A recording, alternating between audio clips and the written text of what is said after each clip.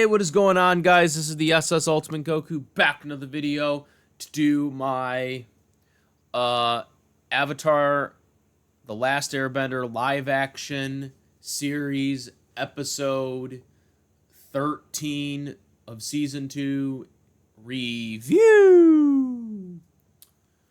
Um so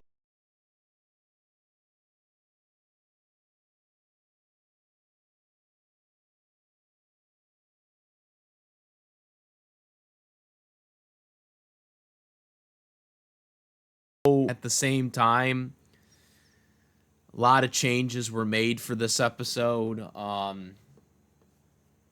Obviously, this is the library episode, which honestly, I'm surprised that we got a library episode considering the direction they went, and just getting everybody in Ba Sing Se right away.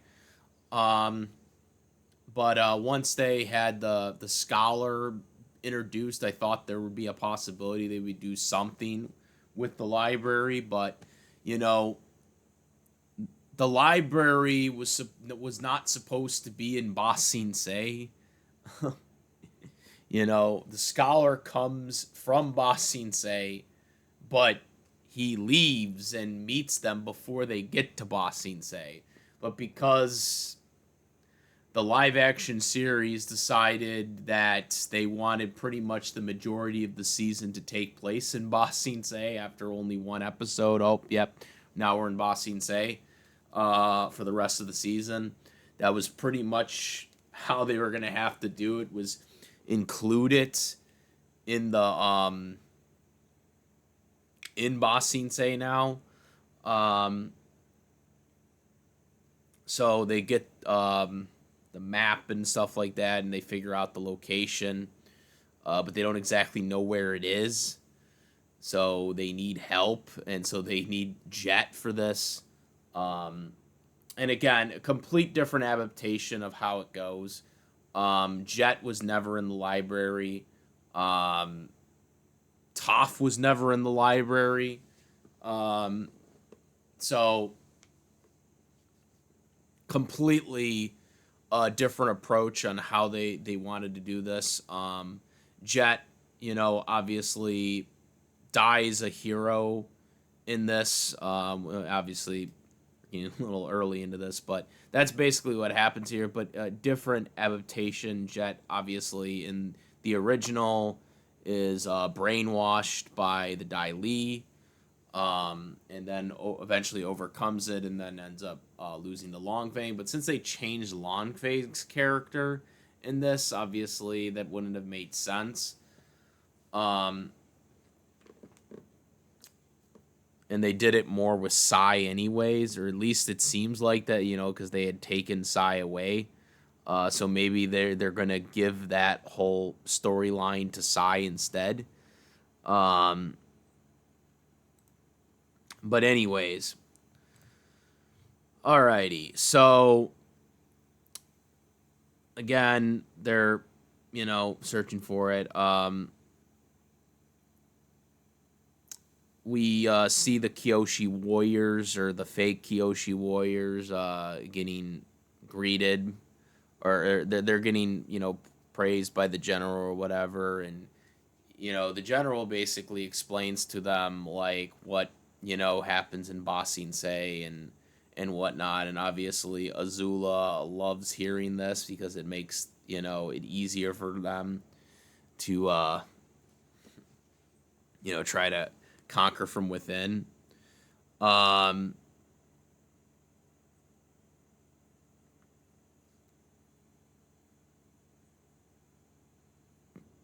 so there's that going on. Um, Azula, figures out the whole ins and outs. She talks to Long Feng, and he says, "Oh well, the general says that you guys have to be discreet about it," and she wanted him to mention stuff for the Earth King about capturing the Fire Nation general or whatever and whatnot. She finally decrees that he's weak, or that the king is weak, because that the Dai Li are kind of controlling the city. That's what she decrees. Um, and because of this, she decides to actually firebend um, Judy to get arrested. Now, again, this is not how this happens. This is not how they discover that Azula is a fire bender. Um, you know, the Dai Li finds out because he gets arrested by the Earth King. Um, that's how he that's how how he finds out, and they try to do a to give control back in the city or whatever. Um, so it's a completely different approach of what they're doing here. But I don't really exactly hate that exactly these changes, because it still kind of gets to the point of what they want to do. The library thing, obviously, they didn't have a choice. They wanted this whole season to be in part of Ba Sing Se right away, so they did this. Again, as I said, Katara basically recruits Jet and says she pay him to help her find the location, um, and whatnot, because they need help with it. Also, I should mention at the beginning of the episode, Aang is kind of on Appa and is like all disappointed because he didn't really tell Katara how he feels, and he feels like he told her off, and he shouldn't have, because of the whole thing with Long Feng. And so he feels like he should apologize to Katara. So there's that as well. So again, the whole them eventually falling in love for each other. That's going to eventually happen in this series. But yeah, I mean, the fake Kyoshi Warriors, they seem to be getting along with Judy and stuff like that, and all of a sudden, she Azula just shoots the fire at the Judy, takes her out, and then gets arrested, and is now talking to Long Feng, and that is how that cuts out.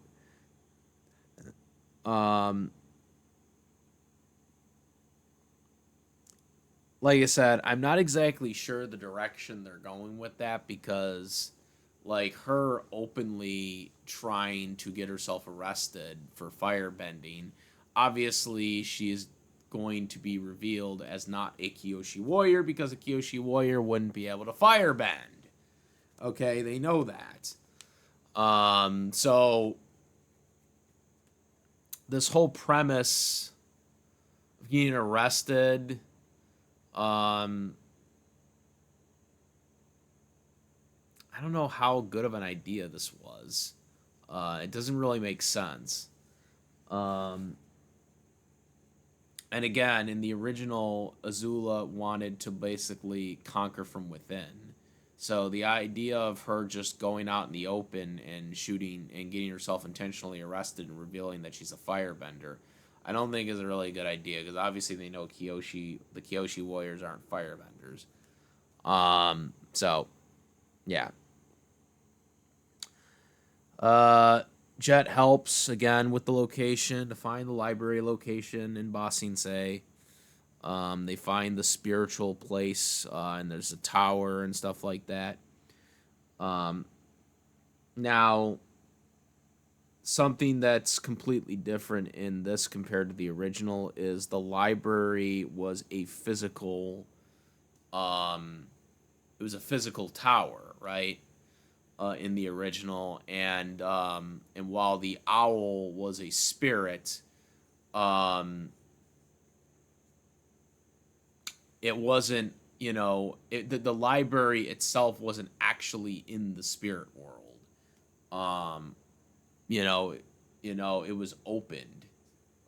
It was open within the human world, basically. So they didn't have to actually, get their spirits, uh, you know, to go into the library, which is what they had to do in this one. So this approach was completely different. Um, like I said, the adaptation is completely different for the library because again, you got people in here that were not in the library in the original. Um, but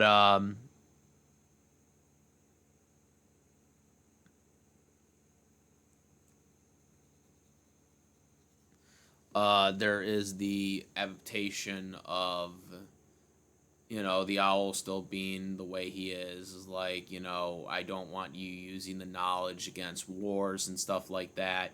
And they agree that they're not going to do that. So basically then they he lets them roam the knowledge of the library. He gets the peace offering book from the uh, the scholar. Um, but but yeah, they go through the books and stuff like that.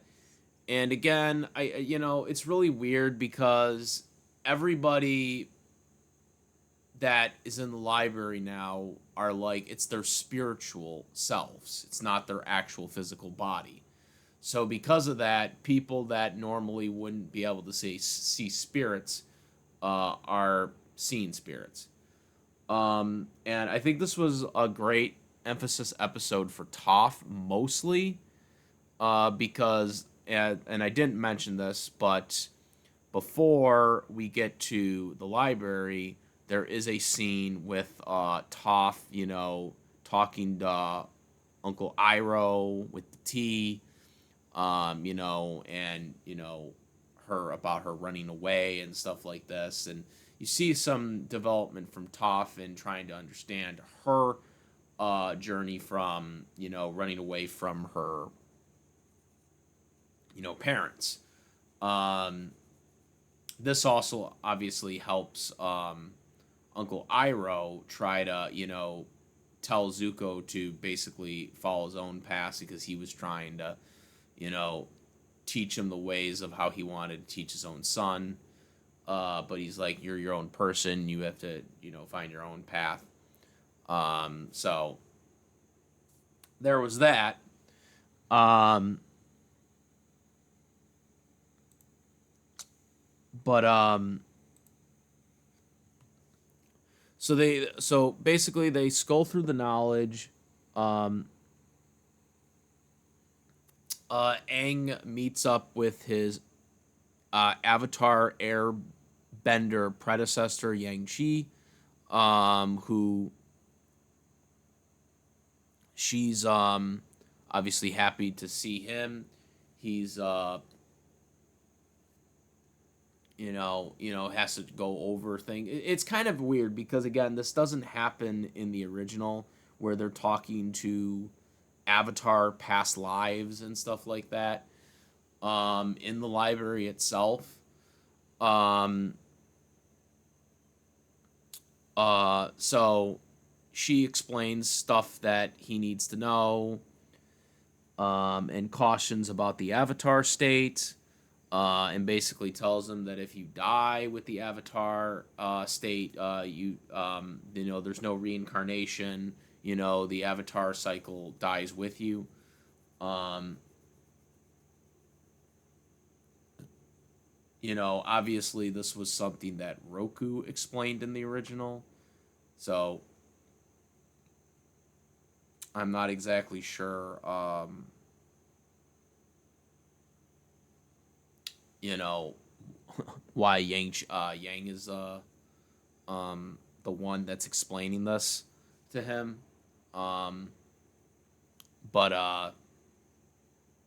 The interesting thing about this, I thought this was the thing that stand out the most, was Toph Beifong, who, obviously doesn't have spirit world attachments, but obviously she's in the spirit world. So because she's in the spirit world, she can see spirits by default. Uh, but Kyoshi, Avatar Kyoshi, sees her instead. Now, obviously, she wanted to see Aang instead. Like, she says that right away, that she wants to see Aang, which is kind of weird because it's like, why wouldn't she know where Aang is? Obviously, he's currently talking to another Avatar at the same time. She wants to talk to him.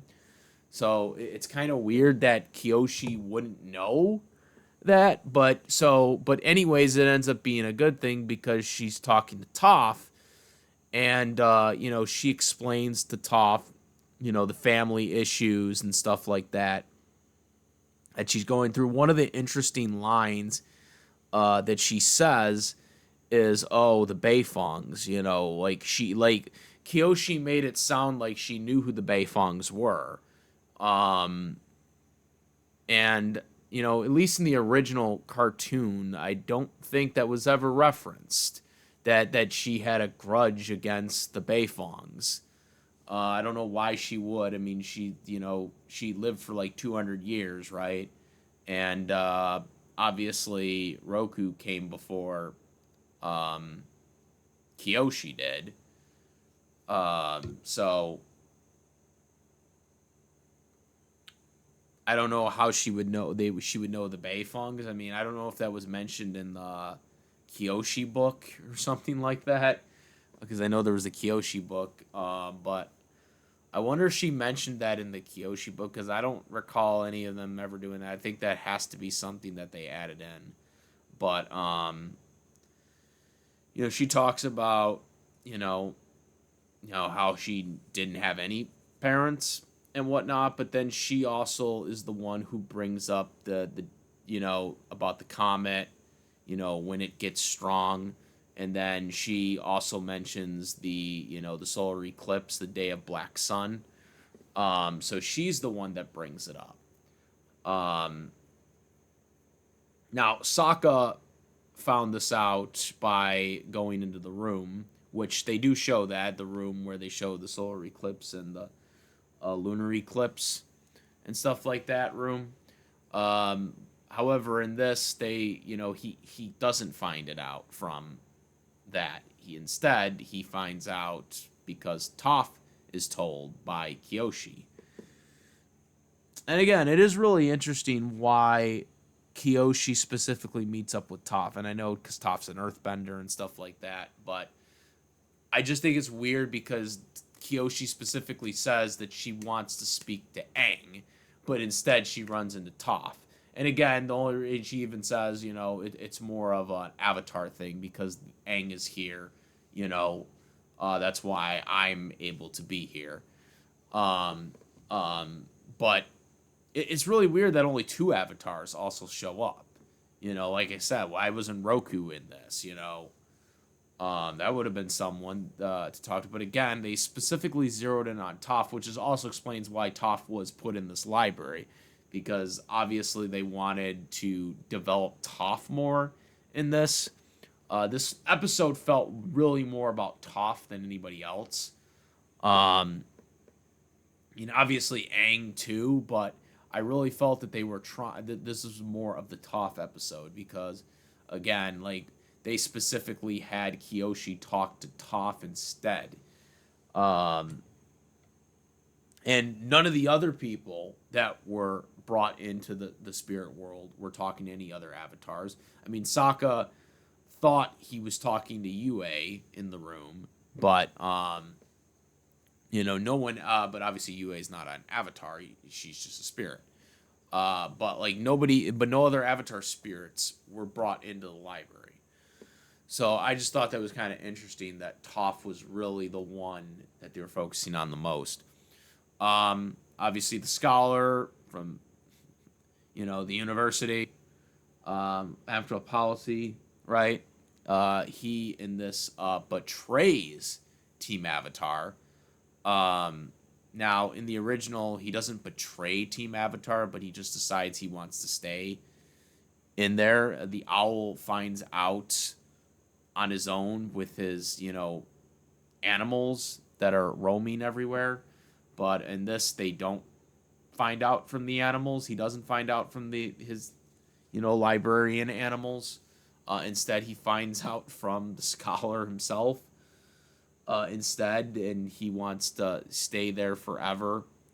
The owl confronts Team Avatar because they found out the day of Black Sun and stuff like that. Doing the experiment with the machine.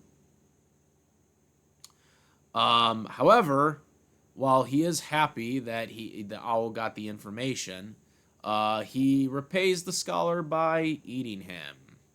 Yes. Instead of him just dying in the room, himself, um, instead, he is actually eaten. I think they did say, though, to be fair, I think in like Legends of Korra they did mention that like he did something similar to that. So they're only just doing what was kind of already said, just physically showing it.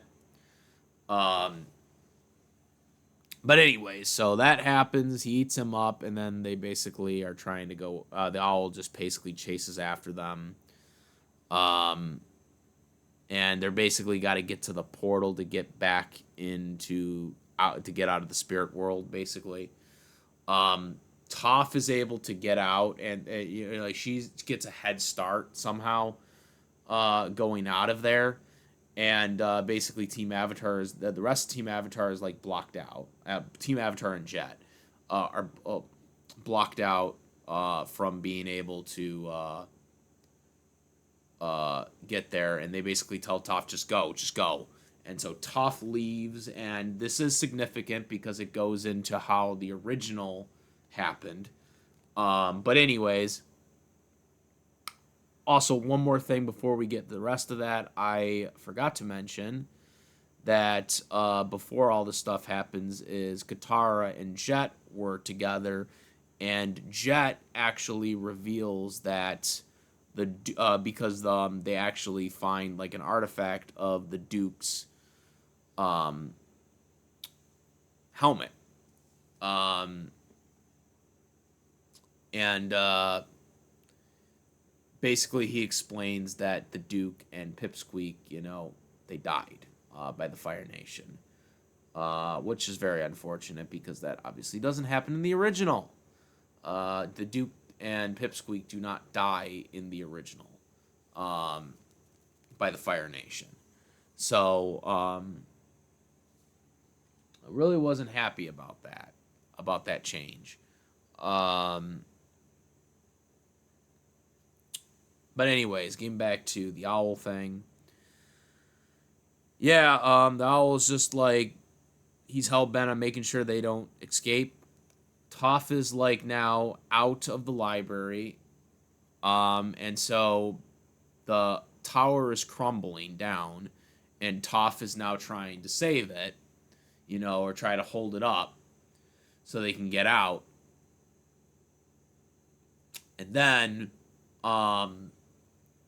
this is when we see Appa getting captured. Now they don't specifically show sandbenders, but I'm assuming they're going to be sandbenders, or otherwise I don't exactly know who else it could be. I don't know why sandbenders would be in Ba Sing Se, but unless they decide that it's just Long Feng that steals it, I guess too, right? Or the Dai Lis and stuff like that. I don't know. Um, but basically it's the same way it happens in the original. She notices it, tries to save him originally and can't because the tower's collapsing. So she holds it up. And then the way that Katara, Sokka, and Aang get out is because Jet basically uses his sword to basically take down like a bone dinosaur type thing, and it falls right on top of the owl, even though he gets like seriously hit. Um, and because of this, they are able to escape. Um, However, Jet is mortally wounded, so he cannot escape despite the distraction he allowed for them to escape. And his spirit is taken away. Basically, when they die, their physical body just basically vanishes.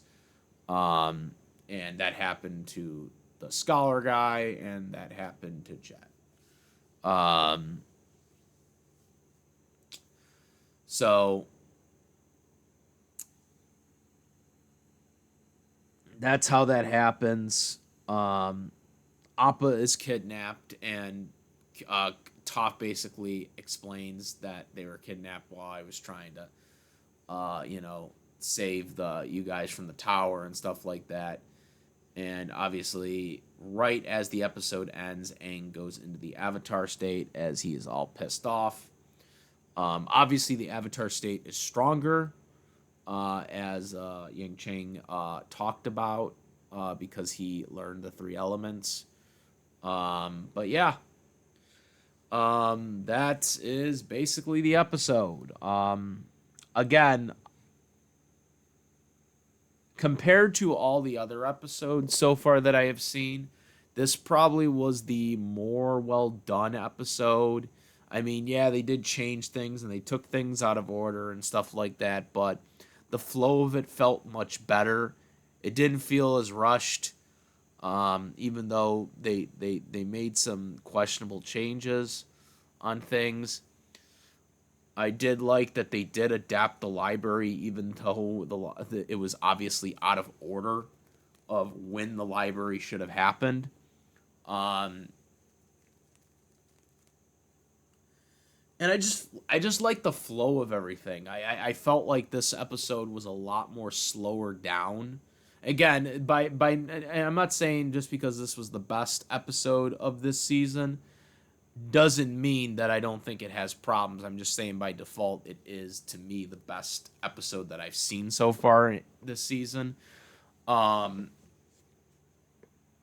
but yeah, I mean, I thought it was well done for what it was, especially the library scene. I thought the library scene, despite characters being involved that weren't involved in the original, I thought that was well done.